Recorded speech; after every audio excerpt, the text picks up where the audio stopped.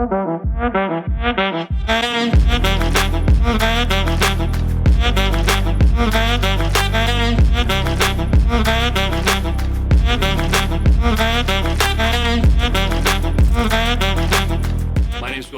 a trial attorney.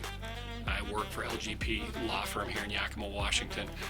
My primary focus is personal injury. Personal injury, in a nutshell, is helping people who have suffered catastrophic loss in their life and helping them find a path forward to healing and restoration and hopefully wholeness after having suffered a tragic loss. That's what I do.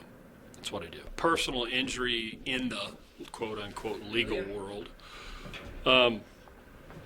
Everybody thinks primarily of, auto crashes, right? That's the biggie. And in fact, that's somewhere between a $4.5 and $5 billion a year industry when you're talking simple automobile crashes, which range from everything from your soft tissue cases, fender benders, all the way up to tragic fatalities where people are killed. And ever since the advent of the car, those types of things have been happening to people. So that's a common area. The other subsets that fall into that are really anything where human beings are, where they suffer trauma, and not just trauma to the body, like physical injury, which is certainly a component of personal injury case, but sometimes, probably, and I would say more often than not, the most significant trauma is the emotional impact that people have to deal with. That is the stuff that's hidden. It is secret in a sense that it's very difficult to discern what it is and to what degree a person is harmed psychologically, emotionally, as a result of some physical trauma that they suffered in their life. Other things that fall into that category, you'll see medical malpractice.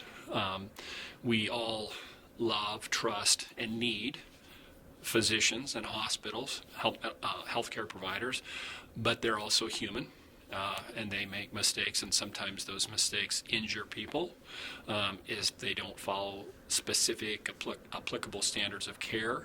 And when that happens, more often than not, folks don't just step up and say, hey, I did this wrong, I am sorry, I wish it hadn't happened. You typically end up having to get a lawyer to handle those types of claims to find some healing and restoration for people. Other areas of personal injury would include things like police misconduct.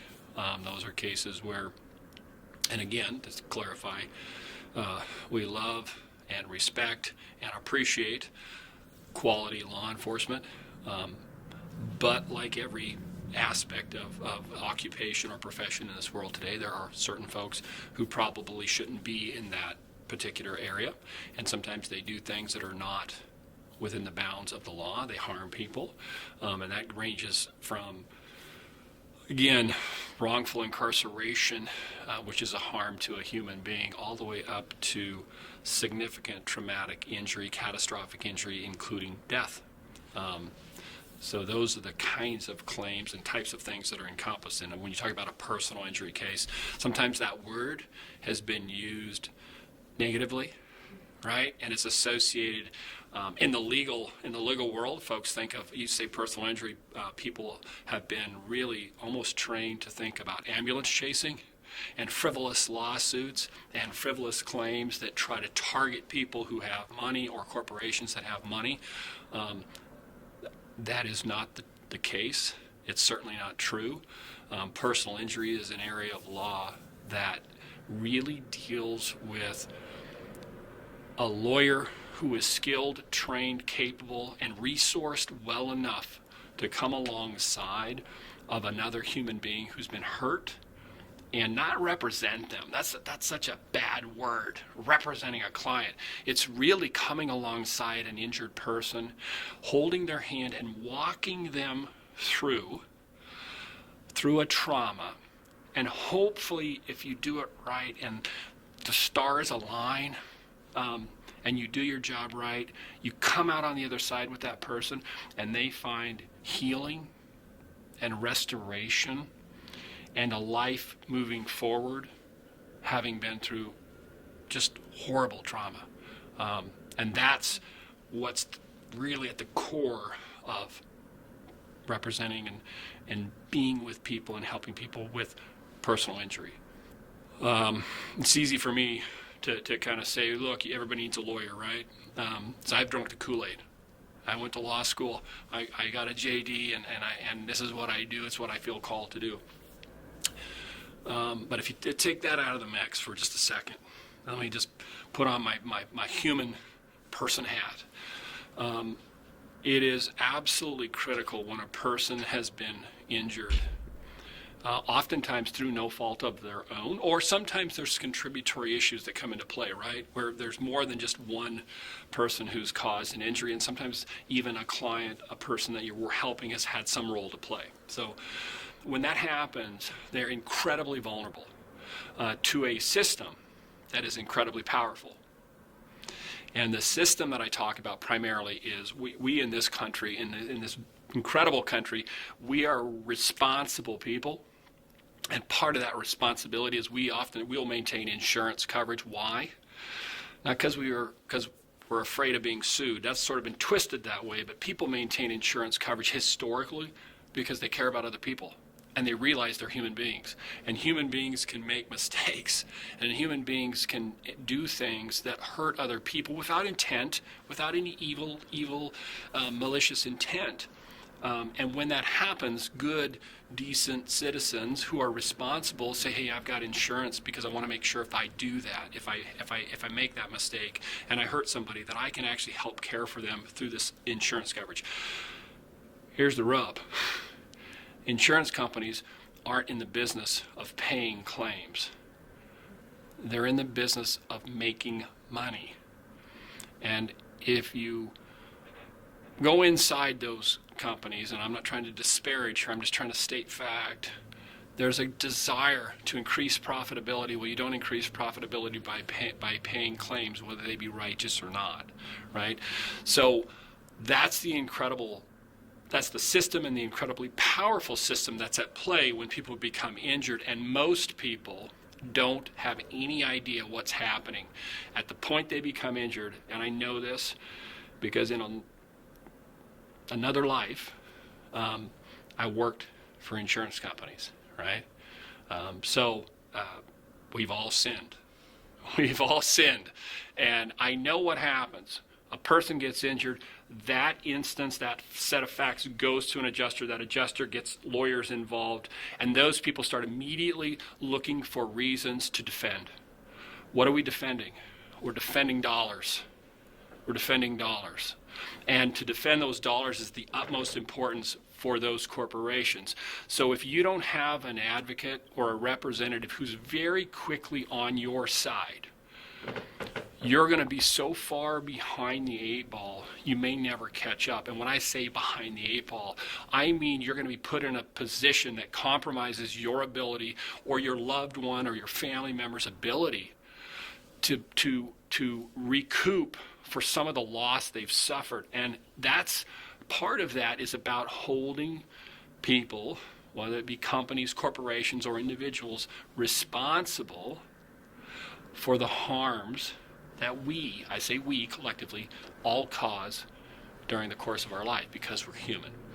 And if you don't have an advocate maybe you're going to get run over the top of. So that's one of the reasons why it's so imperative that people actually, even if they may not like lawyers, they may think bad things about lawyers,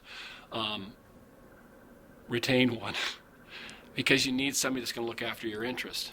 And your interest could be, or the interest of a loved one who's been harmed. And if they've been harmed and it's not their fault, and somebody could have stopped that from happening, but they didn't, there's this thing called accountability and responsibility, and that's what we're looking for. That's been twisted. It's been so twisted by a powerful system that's bigger than any one of us.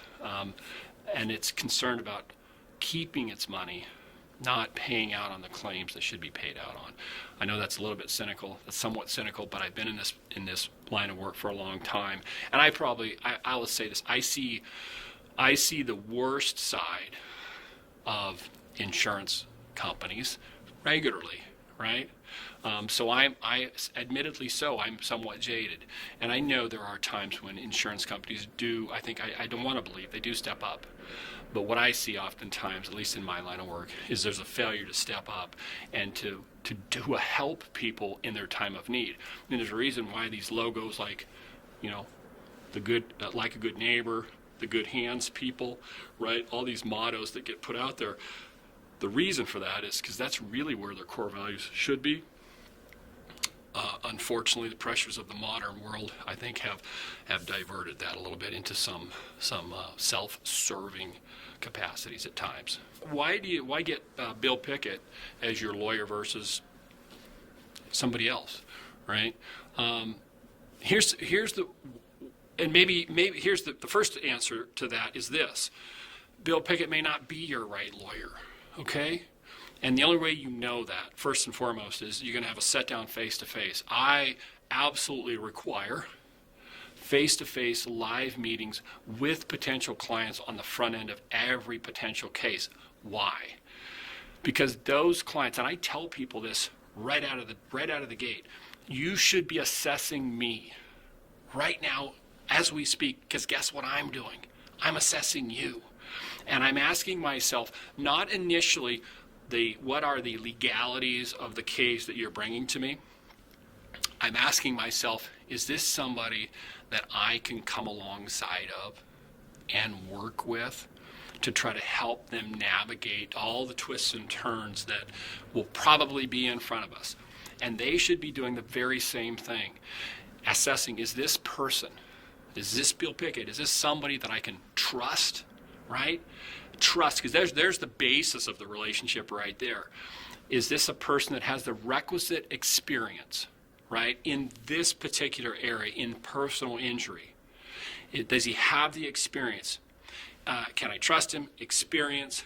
And is he willing to go the distance with me? That's what the potential client should be asking before they ever get into, well, what does this cost? What are all the administrative wrangles that we have to undertake? Is trust, requisite experience, and is this the person that's right for me? And I'm doing that same thing. And I'm not the right lawyer for every potential client. But there is somebody for them, and that's what that initial meeting is about. And then if you do have a meeting of the minds, where you feel good about the person and they feel good about you, and that you're the person who will actually stand in the gap and help them, then you move forward that way. I tell folks, please don't ever sign on the dotted line to retain an attorney that you've never met. My goodness, why on earth would you? First of all, I'm astounded at the numbers of lawyers who want to sit at their desk and they never want to meet a human. They never want to meet a human because they want to send an email, or maybe they'll pick up a phone and talk. That's even rare. It's mostly send an email or a text or something of that nature that's really disconnected from humanity. How on earth can that lawyer assess if this is the right person for them to be working for? And there's no way that person can assess the credibility, the level of trust that you have to put into the hands of a lawyer to sign up with them without being in a room eyeball to eyeball. And you are communicating back and forth to make that determination. You can't do it. And it's incredibly dangerous to do that, because oftentimes what you find is a person who send you out an email, I'll handle your case, sign up, blah, blah, blah, blah, blah. They don't know how to communicate with people, human beings. And it's like lawyering 101. You can tell it's a little bit of a pet peeve for me, because I see now we're the Zoom world, right? I don't need to see a human live. What I want to see is I want to get on Zoom, right? And I want to pretend like I can communicate. Well, God bless Zoom for some of the helpful things they've done to the world and some of the cost reduction that's helped. But there's nothing that is more powerful than coming into the presence of another human being and communicating and advocating on their behalf and or connecting with them in a way that allows you to understand who the hell you're representing. It's not an email. It's not a bunch of words on paper. You're representing a living, breathing human being that deserves to be recognized and acknowledged for who they are. And that only happens through face-to-face interaction.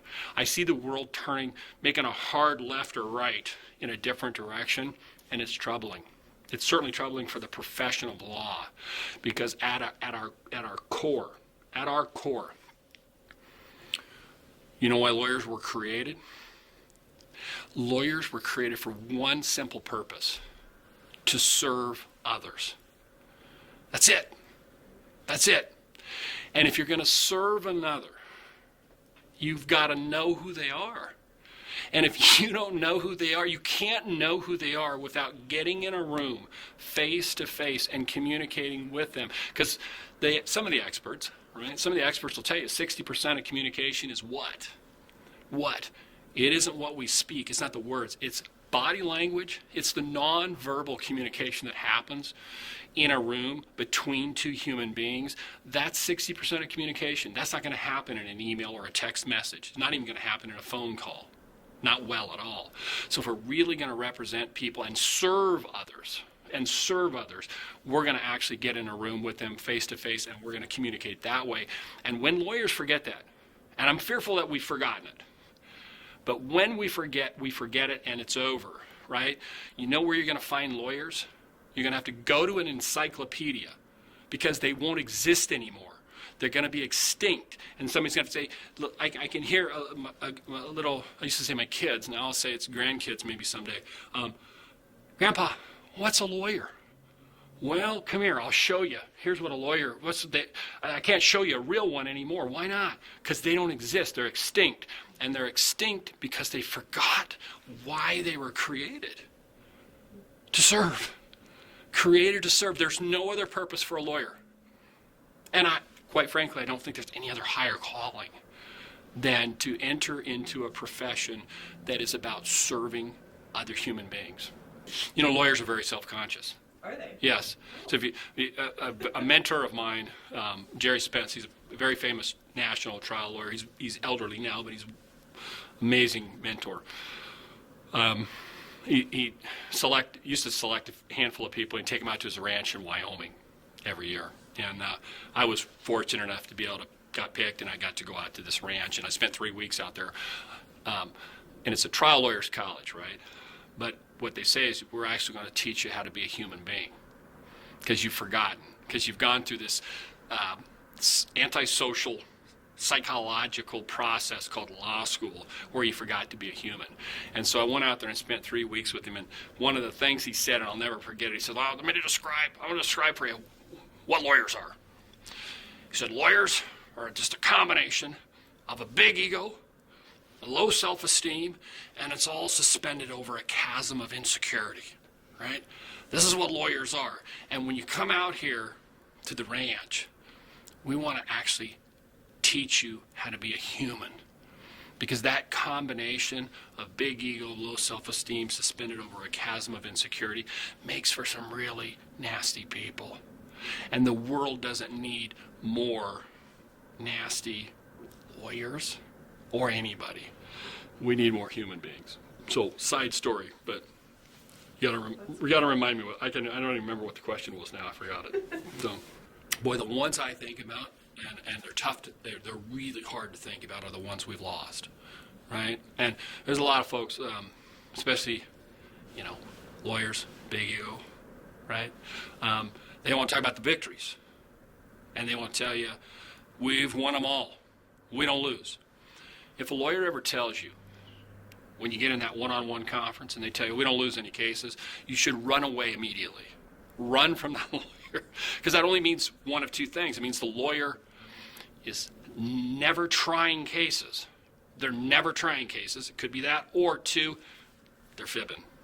Right? Notice I didn't say lie. I said fibbing. It's a little softer.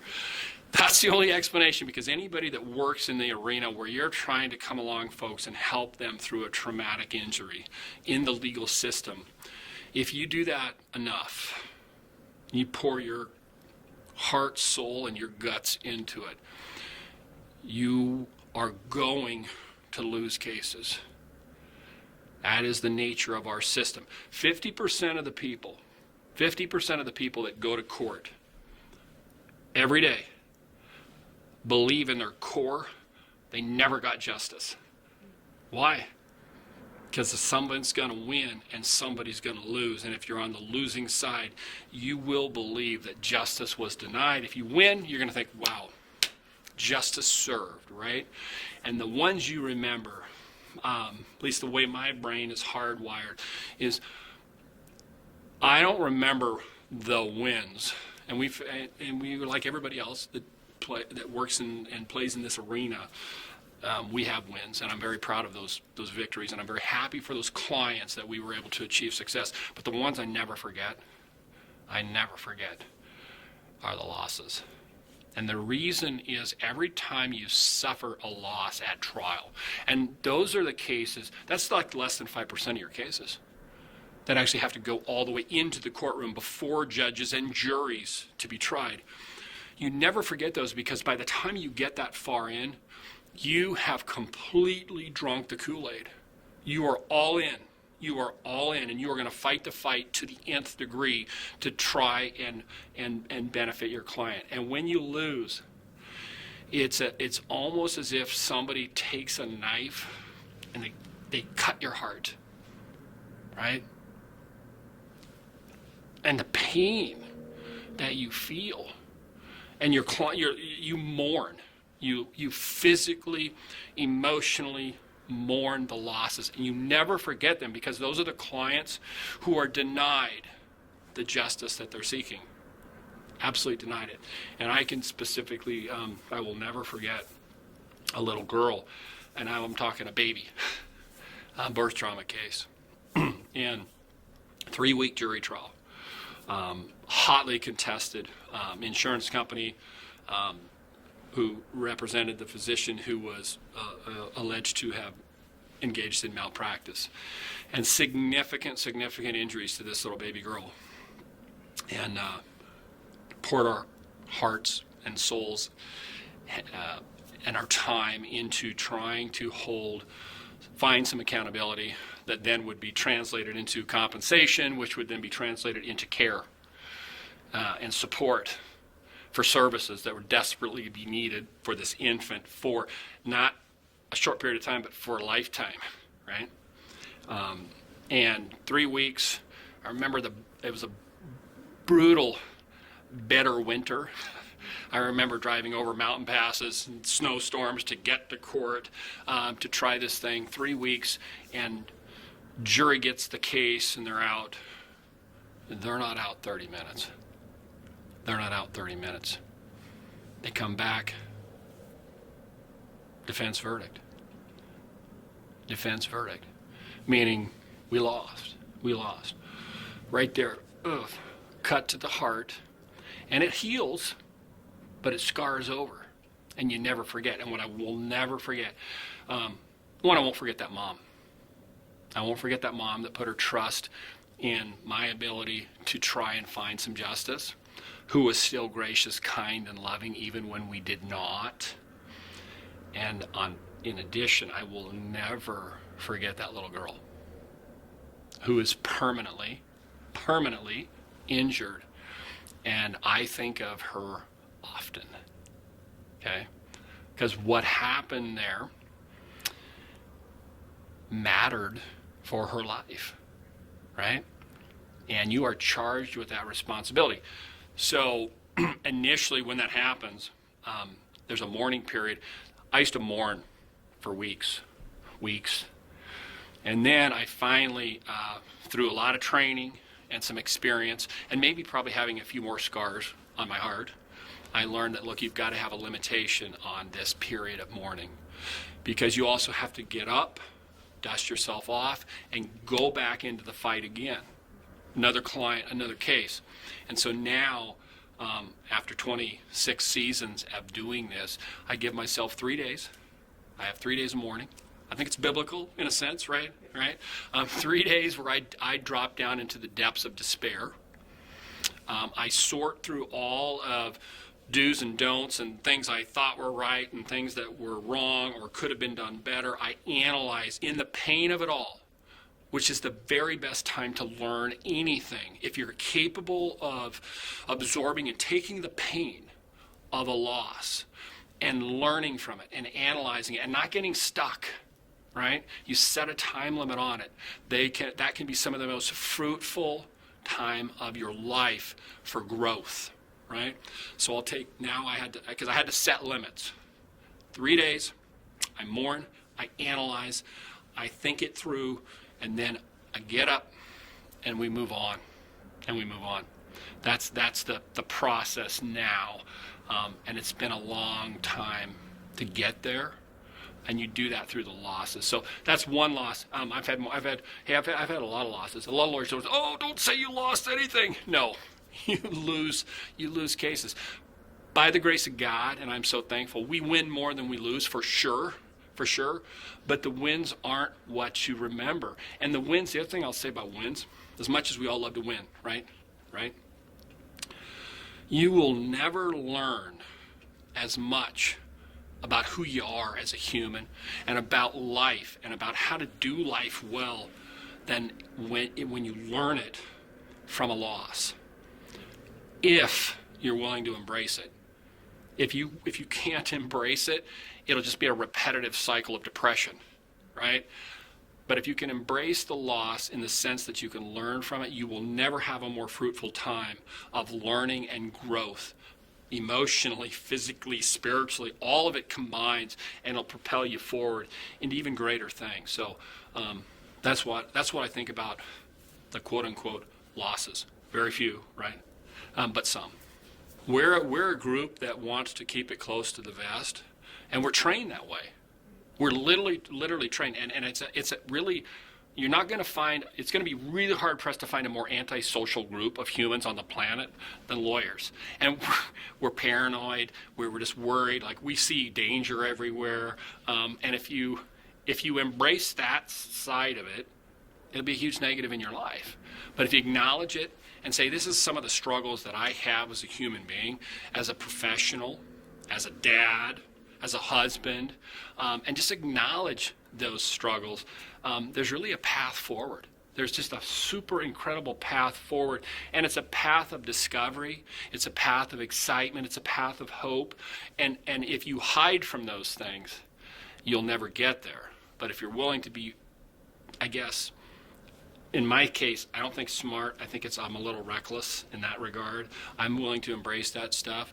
It is a huge blessing in your life, and even more important than your life, the lives of the people that you love around you. You bless them abundantly if you're willing to take those risks and move forward with some of the things that are scary to you. One of the difficulties with personal injury is that it starts with trauma, right? And any one of us in our lives, as we've grown up and lived on this planet, nobody's free of trauma. Right? Everybody suffers at varying degrees. Sometimes it's just catastrophic, just the things that we see going on in the Middle East right now, as an example. There's trauma right there on a scale that's just shocking. And if you're there, for us it's a little disconnected, right? Because there's a lot of distance between us and there. But if you're in the midst of true trauma, right? For instance, if you see a plane crash, right? If you visualize that, see it. God forbid being on a plane, right? I can only imagine the trauma of being on a plane that's crashing into the ground, right? The trauma that people suffer. But if you even witness that, at that moment, you will suffer an impact to your ability to sense and perceive things because you are so caught up in the moment of trauma. That happens no matter if that's a plane crash or car crash, an impact of a family member, even people who suffer falls. If you ever watch a person fall, there's a shock and an awe and oh my goodness, what just happened, that takes over the brain. Once that period subsides And I would suggest to people that sometimes may take hours or days, depending on everybody's different. If there's a concern that what happened, what caused that trauma, could have been prevented, right? You should, at a minimum, reach out to a lawyer, meet the lawyer in the flesh, and have a discussion about that. And there may be no legal consequence for it, but there may be. And you only know that when you can have a discussion with a qualified, competent attorney within a short period of time after, and it has to be after the trauma has subsided, the initial trauma. People carry that stuff with them for a long time. That's the other thing lawyers have to be very careful of when you meet with clients who have suffered trauma. And in the injury arena, everyone has suffered it. Not to re-trigger or re-traumatize. Because you can have discussions with people in the midst of an interview where you are absolutely re-traumatizing people. And in fact, there are techniques that some lawyers are trained in, namely lawyers who spend 3 weeks in Wyoming, where they are trained to bring back the trauma again. And it's not training to harm the person. It's training for the lawyer to truly understand the trauma the person suffered. And everybody that is an advocate for injured people should be able to go to that place where they actually, if you come to me and you've suffered trauma, I'll use a technique that will help me see it in real time as you lived it. And then and only then can I actually advocate for you, because I'll advocate from a position of being the person who saw it, which is your position, right?